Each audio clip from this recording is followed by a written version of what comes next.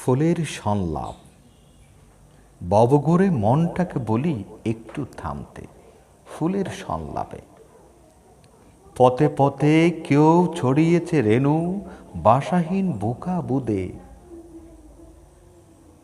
আনাছে কানাছে মনের রঙে আঁকা ছবি, মুছে ফেলে কেউ মন দিয়ে বিবর্ণ ইতিহাসে ভুলের মাসুল গুনতে। থেমে যেতে পারো এইখানে একটুখানি, যারা গিনা ছড়ায় সভ্যতায় সভ্য হয়ে বুলেটে বারুদে।